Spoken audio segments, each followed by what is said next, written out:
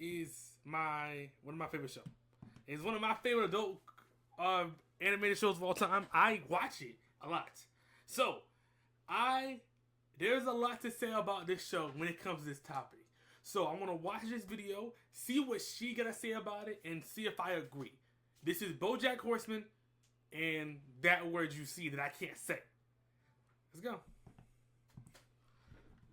Teen series Pretty Little Liars. Now, Bojack Horseman is not Pretty Little Liars. Even with the leeway of moral ambiguity a show for adults allows, the series is notoriously conscientious of its impact on the audience, forming its episodes with this in mind, and even changing writing directions because of it. It's not that they don't portray unethical characters with unethical actions, it's that they actively try not to romanticize their depictions. Which is why it's surprising and frustrating when they're misunderstood anyway. Bojack and Penny's relationship is one that has elicited perpetual conversation, conjecture, and discourse from the show's fandom since Netflix released Season 2 back in 2015. Despite Bojack Horseman the show making it very clear that Bojack's relationship with Penny is incontrovertibly bad, there are viewers who downplay Bojack's actions in the episode Escape from LA, with some... Which is nasty, which is something that is nasty. I hate how there's Bojack fans that try to downplay Bojack's thing, which is like a main character syndrome. When you see the main character, you relate to them. Bro, Bojack is not good in this show. Bojack actively making mistakes that are bad mistakes. He's not good in the show. And yes, some of that he could attribute to his trauma, his depression, his mother, all that stuff. But still, actively, Bojack is not that good of a person in the show. He's not. Even flat out excusing them. We're gonna get into some of these takes, explore the real nuances and the fake ones, and discover if there's any validity to this idea of the unconventional predator. We're gonna compare and contrast actions and character dynamics, explore the definitions and limitations of grooming, and figure out if, in the end, intentions really matter. But first, a quick spoiler warning. I'd also like to add a light warning for some basic plot elements in Lolita by Vladimir Nabokov.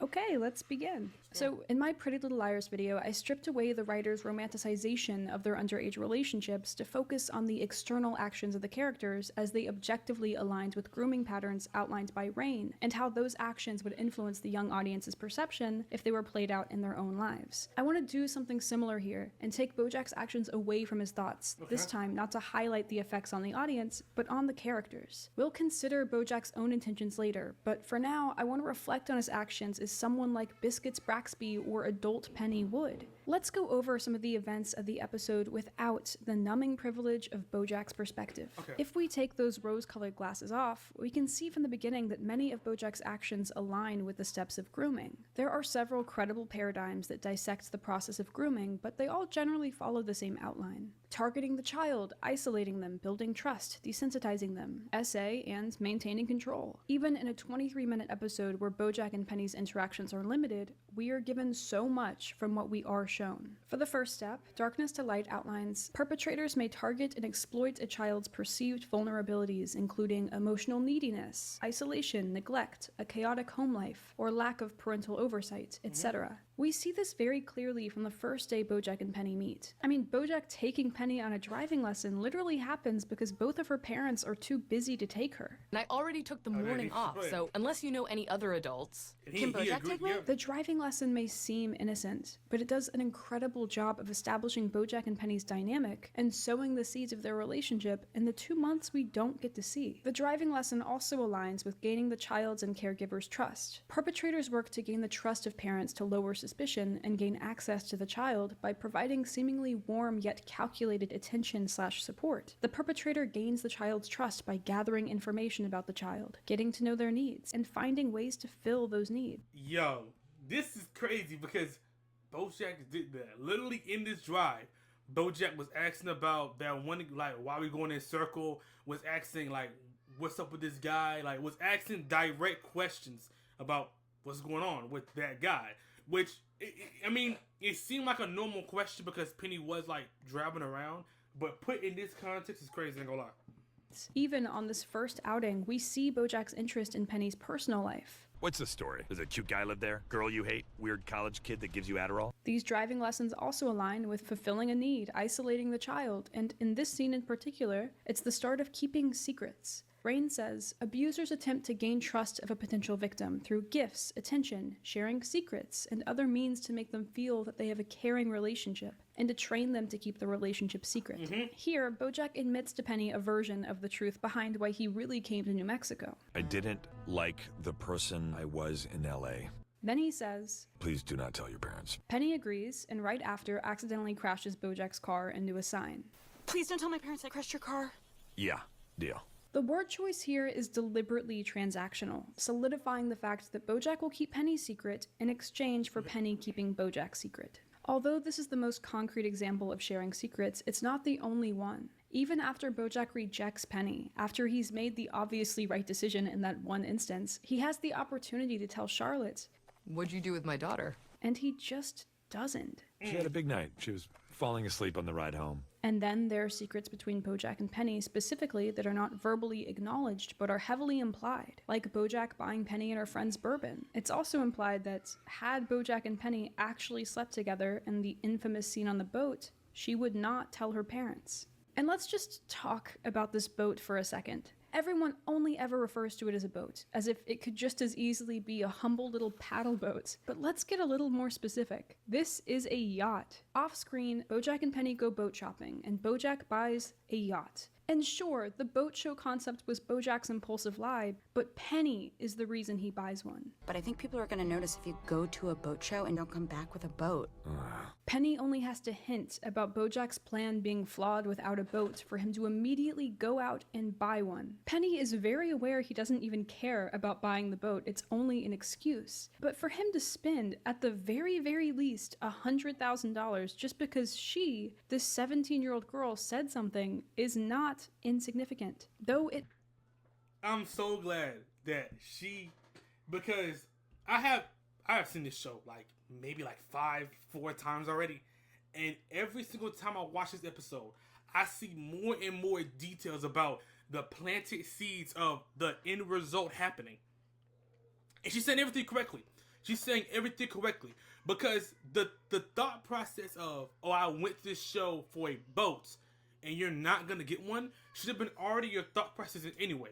But you're gonna allow a 17-year-old girl to tell you, you should do this, and you listen to it, and then y'all are exchanging information, you are telling him secrets, and Bojack is allowing this because he wants to feel welcome in the family. That's what his excuse. He wants to feel welcome in the family. This is crazy, bro. Might mean nothing to Bojack. To Penny, it has to feel validating and empowering. This is one of the first instances we see of Bojack treating Penny, how she describes, as a person instead of a kid. This is also an example of gaining trust and filling a need, making Penny feel special and giving her attention. At the dance, he compliments Penny's looks, and it's easy to miss, but we can see how this affects Penny. Lila Kay is so pretty. Shut up, she's got nothing on you. Rain outlines groomers will also... This is crazy because, yeah. To attempt to make their behavior seem natural, to avoid raising suspicions. We see this in Bojack defending his thought process when Penny and Charlotte seem confused after he suggests taking her to the prom. What? Why? Think about it. If you went with Diego, you'd be nervous all night. But with me, you can just relax and enjoy yourself. We see it in his rationalization behind supplying Penny and her friends with bourbon. I'm getting you kids some bourbon, and you're gonna cut it with water. That way you don't get hungover. And we see it when he tries to cover his tracks when they ditch Maddie at the ER. Penny and I are gonna take off. What? Yeah, you don't want to have too many people around in a hospital setting. And let's remember, this type of grooming doesn't always just happen to the child. Often, a predator will groom an entire family with the aim of gaining their trust and getting access to their child.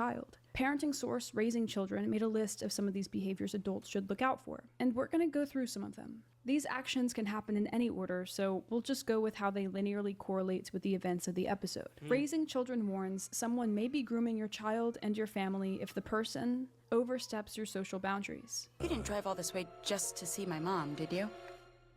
No, of course not.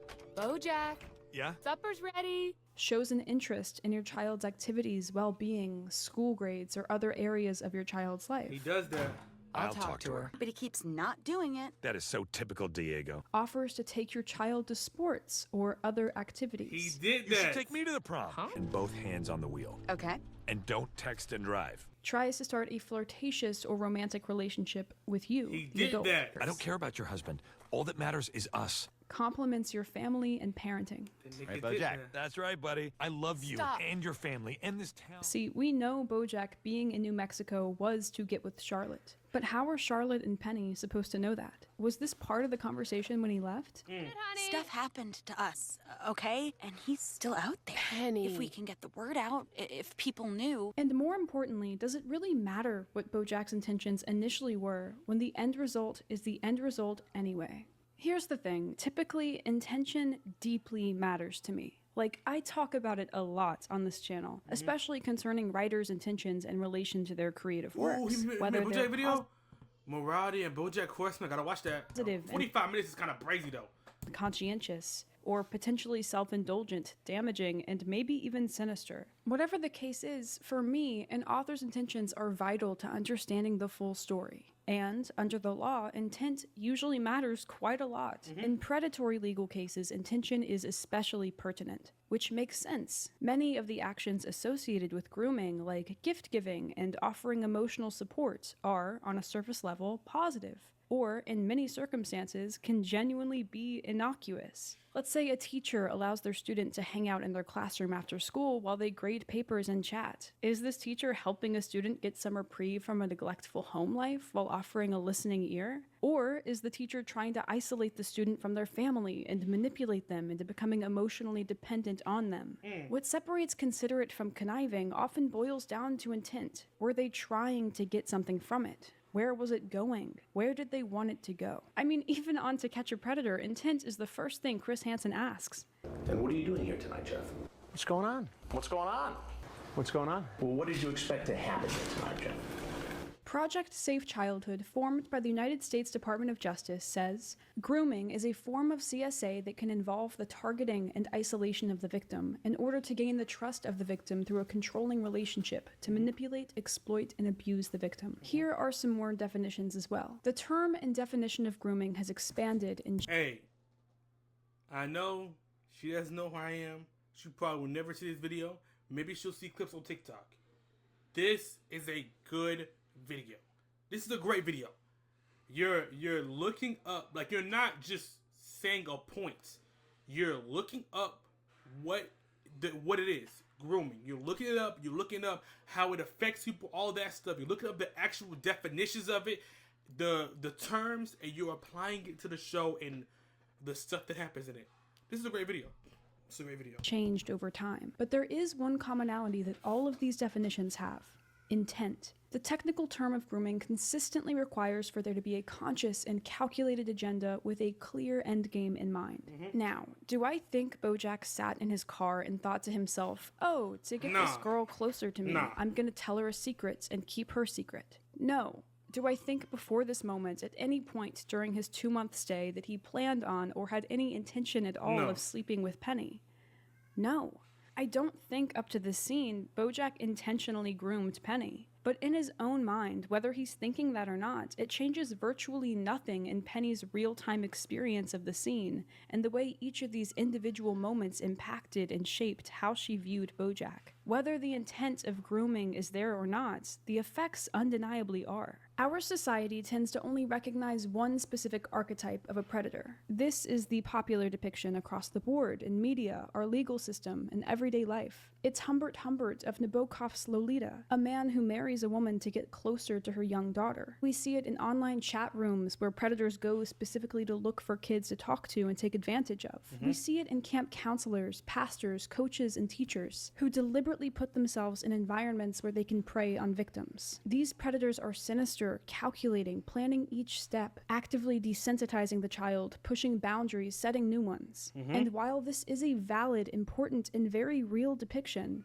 it might not be the only one that exists. Because if we're going off of this definition, the current definition of grooming, Bojack doesn't fit. Despite all of Bojack's actions objectively aligning, despite the end result being the same, for most of his time in New Mexico, he doesn't have the calculated, methodical intention that grooming requires. There is not a lot of research into cases in which grooming can occur without calculated intent. The closest source I could find that has any insights into this concept is a recent article from an academic textbook that explores a few students' testimonies regarding their imbalanced relationships with their professors and advisors. Now, because this is an article on higher education, the dynamics and circumstances are not a perfect fit, but the parts that do align, well, they really align. Like me, Dr. Bull and Dr. Page also hit a wall with the standard definition of grooming, which, in technicality, doesn't apply to the students' cases either, even though that is how they described their experiences. In the article, they write, "There is a risk that the term grooming implies scheming, manipulative, well-planned strategies of abuse, rather than encompassing a range of interactions that are an accepted part of normative culture." You think everything is this nefarious scheme. Most of the bad shit that happens in this world isn't because of wicked plots and machinations. It's just because we're all stupid, hungry goons just grabbing at shit, hoping it'll press that little button in our brain that says you're happy now. They specify, "A reliance on legal definitions is not necessary nor helpful when discussing behaviors that are acceptable within a professional environment. What is important is how victims experience such behaviors." We suggest that intentionality should not be a defining feature of grooming, but instead the experience of the person targeted should be foregrounded. This allows a focus on the pattern of behaviors over time and their impact on the person targeted. Not only does this validate Penny's experience without diminishing Bojack's role, but it also introduces a key aspect of Bojack's actions that are easier to dismiss in isolation.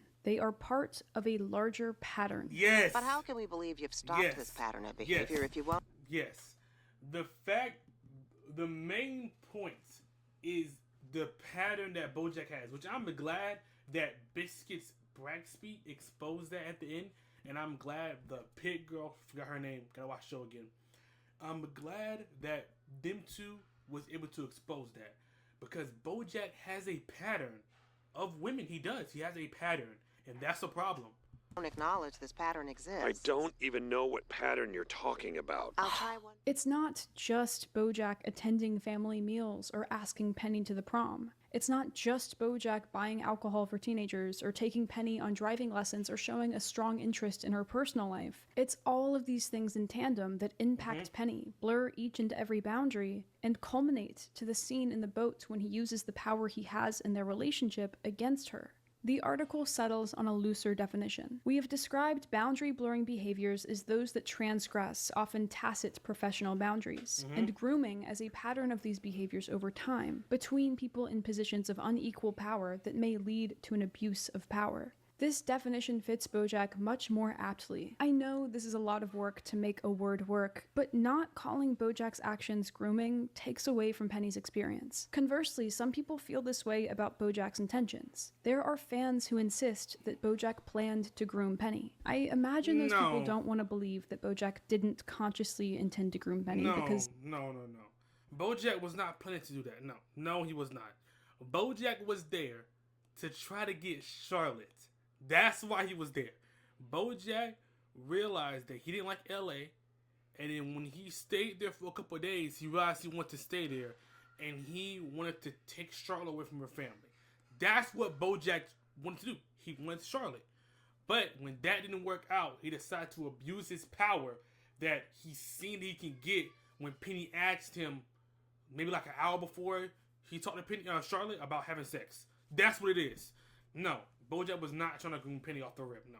They want to hold him fully responsible. And in their minds, maybe they think if Bojack didn't have bad intentions from the beginning, that it minimizes his role or pushes accountability away from him. But I don't think that it does, or that it should.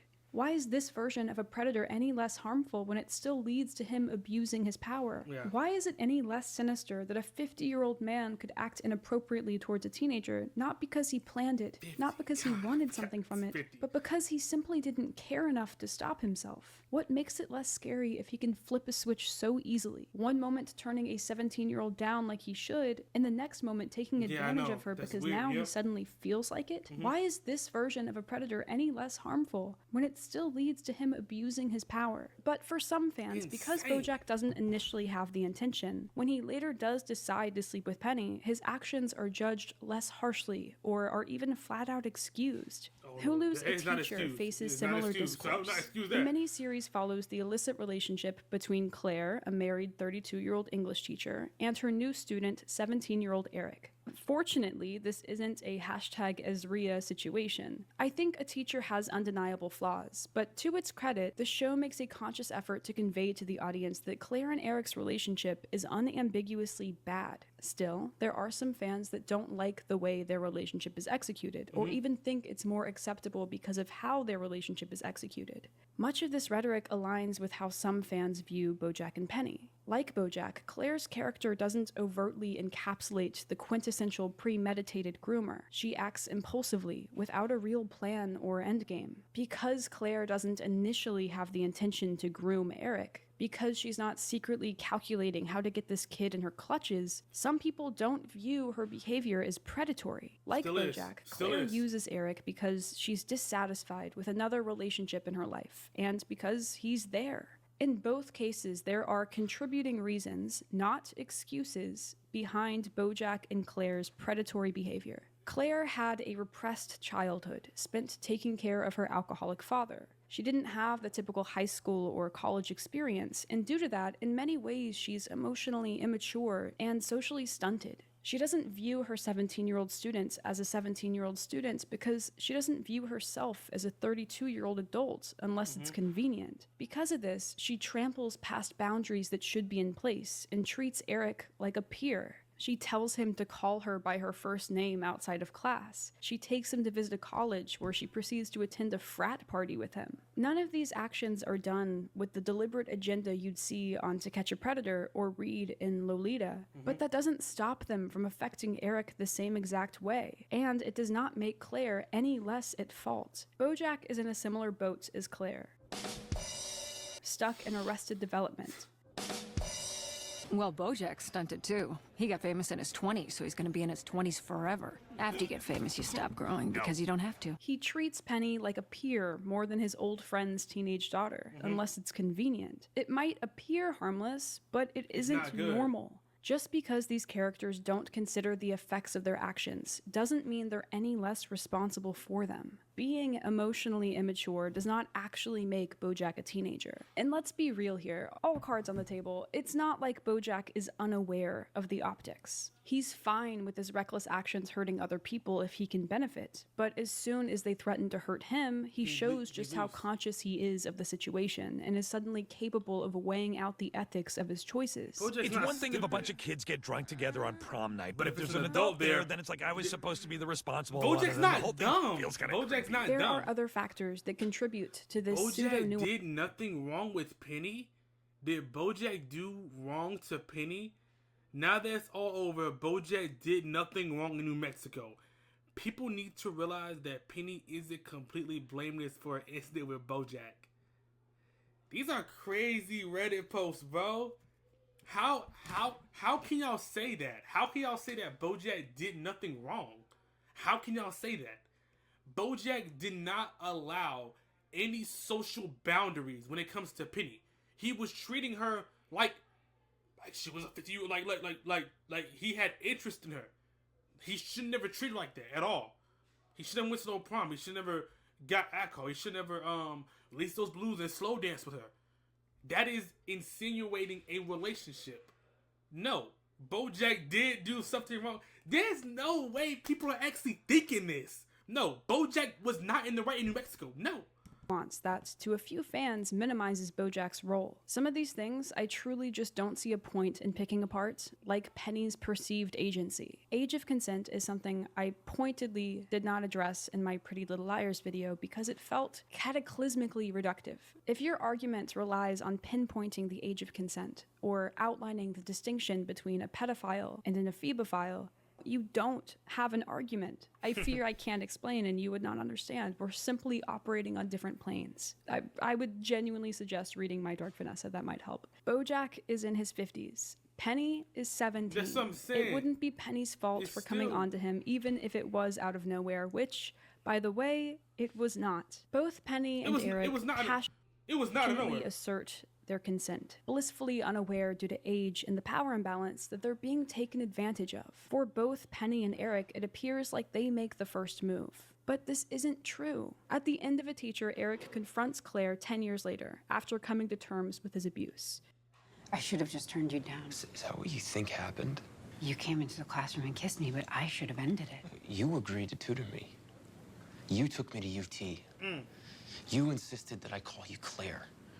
You took me away from that dance, and you told me to get in the back seat of the car.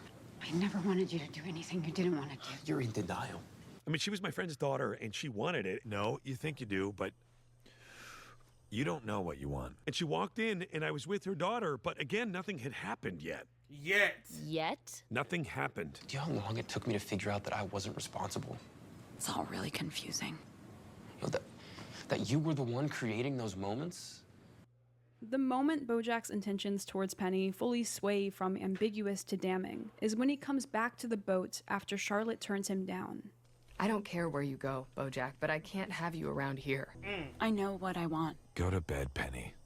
One intention is very clear. If Charlotte had not walked in on them, 100%. Bojack and Penny would have slept together. If the whispers and Penny taking his tie off aren't proof enough, Bojack's own words confirm this. If her mother didn't walk in, would I have done it? Part of me is sure that I couldn't, but another part knows that's a lie. Bojack wasn't thinking about Penny. He was thinking about his own wounded ego after Charlotte rejected him, and that Penny was there and the next best thing. You know, you look just like your mother. He was thinking about what would make him feel good in that moment, no matter who it hurt. He was thinking that verbally turning Penny down would make him feel less guilty when he left the door open knowing she'd follow. He was thinking that he was already leaving anyway. Because Bojack doesn't care enough to consider how his actions will affect others. The worst part is I don't even know what happened after I left. Did I scar that little girl for life? I don't know. I mean, that's what it always comes back to, right? Bojack prioritizing what he feels like doing in the moment, despite how it impacts other people. That's the whole reason he's in New Mexico. We see this pattern of reckless, impulsive, selfish behavior from him so often that half the time we don't even consciously register it. Take this episode. There are the obvious things: Bojack basically moving into this family's home, Maddie and the bourbon, his attempted homewrecker behavior towards Charlotte, the entire situation with Penny, but there are other moments we barely clock. Bojack leaves Secretariat during production, not knowing or caring how that might affect the many people involved, not to mention the crew's jobs, or PC's well-deserved cut for getting him the deal in the first place. Sure, the film gets saved due to CGI, but Bojack doesn't know that, and he definitely doesn't ask. In New Mexico, there are the neighbors he inconveniences and is presumably rude to off-screen. Oh, I'm sure if we ask them nicely, they'll move the boat. He doesn't move it.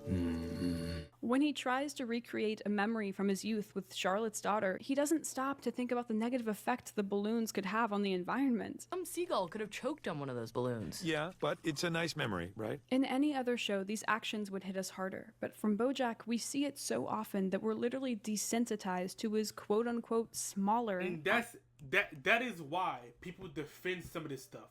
Because there's no way you can defend this. Bojack actively had a role in doing this. And when you're watching Bojack do so many things, you're like, it's another thing for Bojack.